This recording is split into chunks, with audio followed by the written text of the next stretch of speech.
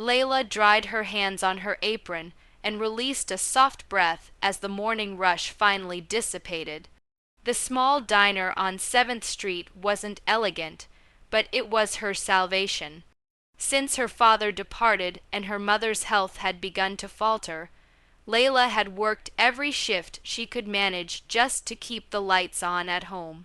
If you're new, please subscribe to our channel, like this video, and don't forget to share it with your family and friends. Also, let us know where you're watching from.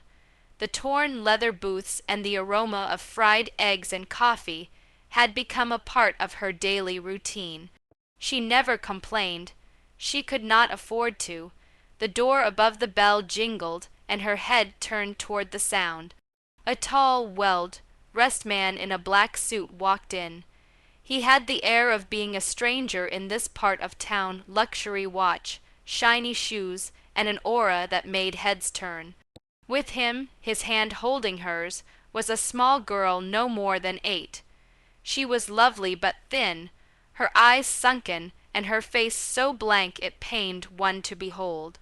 Layla observed as the man hushed up with the manager, who nodded and indicated them toward a secluded booth in the rear. The girl did not say a word. She didn't even look at the menu. Layla came over to their table with her normal friendly smile. "Hi there," she said softly. "What do I get you two?" The man smiled wearily. "Just a milkshake for her, if she'll have anything." Layla looked at the girl and knelt to her level. "Hey, sweetie, want to hear a secret about our milkshakes?" She whispered, "They've got magic in them. Helps make people brave and happy." For the first time, the girl blinked. A small flicker of interest crossed her face. The man raised an eyebrow. Layla didn't know who he was, but in that moment, she had his full attention. She came back with the milkshake, putting it down gently in front of the girl. It was a mix of strawberry and vanilla, topped with whipped cream and a cherry. She had used chocolate syrup to draw a smiley face on the plate for a joke. The little girl gazed at it silently, her small hands folded in her lap, still. Layla drew a chair and sat next to her, not too near, just close enough to chat. "You see," she whispered in a giggly tone, "there's a secret with this milkshake. You can't let that cherry stay there for very long, or it'll jump away. It's an extremely adventurous cherry." The girl's eyes darted towards the cherry, and for an instant her lips curled. The guy on the other side of them, Adrian, leaned forward ever so slightly, as though not to dare hope. "Your name is?" Layla questioned. The girl paused before speaking quietly. "Isla." Layla smiled. "Isla. What a lovely name. My favorite flower, too." She leaned forward as though sharing something in confidence.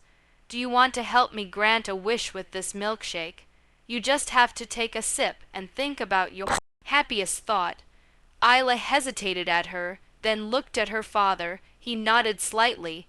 Isla tentatively picked up the straw. She sipped slowly and carefully. Her lips quivered a little, but she didn't give up. She took another. And another. Adrian's eyes started to water. Layla didn't see. She was too intent on Isla, whose face gradually relaxed. A stillness descended over her. "Good, huh?" Layla murmured. Isla nodded. Isla took a bite of food for the first time in months. And Adrian, who had paid fortunes for specialists and therapy, sat agog as a poor waitress performed what everyone else couldn't. The diner seemed warmer for some reason, although nothing actually changed. Layla kept talking to Isla, describing ridiculous tales of chatty animals and milkshake kingdoms. Isla listened, still silent, but the tension in her shoulders relaxed. She even snorted once, a small, blushing laugh that stopped Adrian in his tracks.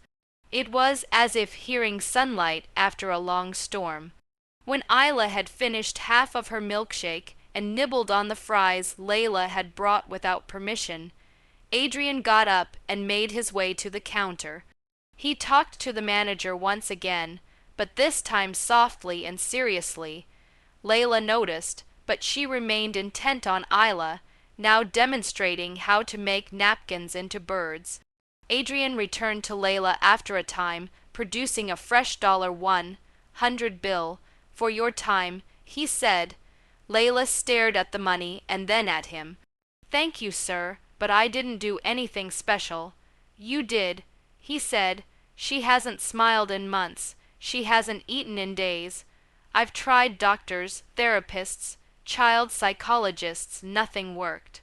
Layla smiled gently and shook her head. Sometimes all someone needs is to be seen, and to laugh. He stared at her in quiet wonder. "What's your name?" "Layla. I'm Adrian Blackwell," he said, watching her face for a reaction. She gave none. It was clear she didn't recognize him, and oddly, that made him smile. "Well, Layla," he said, tucking the bill away. "You're remarkable." She shrugged, embarrassed. "I'm just a waitress." He didn't reply right away. Instead, he turned to look at Isla, who now waved a napkin bird in the air. "Maybe," he said softly, "you're exactly what we've been looking for." Before leaving, Isla ran back to Layla and hugged her waist without a word. Layla smiled, tears stinging her eyes. She had no idea how much that moment would change her life. The following morning, as Layla prepared coffee mugs and cleaned off the counter, she saw a shiny black vehicle parked outside the diner. It was not the sort of car that passed by her part of town regularly. A moment later, the door swung open and Adrian walked in alone. His crisp suit looked new, but his demeanor was less stern than before. Layla's gaze rose, taken aback. "Mr. Blackwell." He smiled politely and nodded. "Do you have a moment?" She looked at her manager, who lifted an eyebrow but nodded. Layla rinsed her hands and moved aside with him. "I wanted to thank you again." Adrian started. "Isla asked to return here this morning. She has not asked to go anywhere since her mother died. She even asked if you'd read her another milkshake story." Layla smiled, touched. "She's a nice girl. I'm happy she felt safe." He paused and then went on. "I'd like to make you an offer. It might come out of the blue, but I mean it. I want to employ you as Isla's full-time companion, someone to assist her in reconnecting with the world." Layla's eyes grew wide. "Me, but I'm not a therapist or a nanny." "No," he replied firmly, "you're better. You reached her when no one else could, and she needs you. I can offer training, assistance, anything you require. I'll pay you more than you're making here." Much more. Layla's heart raced. Leaving the diner of assisting Isla, it unlocked something deep within her. But uncertainty clouded her thoughts. "I don't think I fit in your world." Adrian met her gaze. "You already made a place in hers." After a long pause, Layla nodded. She didn't know where this path would lead, but something told her it was just the beginning. Weeks went by, and Layla found her place in the new world at the Blackwell estate, a far cry from the small apartment and grimy diner she had grown accustomed to. The mansion was magnificent, with gleaming marble floors, art-lined corridors, and the quiet staff that glided like whispers. But it was Isla who brought it to life. With Layla at her side, she laughed more, played more, and even started eating proper meals. Her cheeks grew plump with color, and the far-off look in her eyes went away, day by day. Adrian observed all this with silent appreciation. Layla did not attempt to cure Isla. She merely treated her with kindness, patience, and respect. She read to her under garden trees, used silly voices at the breakfast table, and took her hand when memories became too much to bear on her own. One night, Adrian asked Layla to a benefit dinner his company was sponsoring. She hesitated, feeling like a fish out of water, but he would not take no for an answer. "You need to be there," he said, "more than anyone else." The room shimmered with power and money that night, but Layla radiated in her plain dress, her own presence genuine amidst practiced smiles. During his address, Adrian stopped, his eyes finding hers. There are individuals on this planet who alter lives, not with money or power, he declared, but with generosity. He faced Layla. Such a person is standing in this room. Gasps and whispers filled the auditorium as he made the announcement to establish a new foundation under his company dedicated to mental health and the healing of children. And she, Layla, would be its director. Layla's eyes brimmed with tears. She had been a poor waitress without a voice. Now her voice would heal hundreds. The room burst into applause. But Layla's eyes saw only Isla, brimming with pride.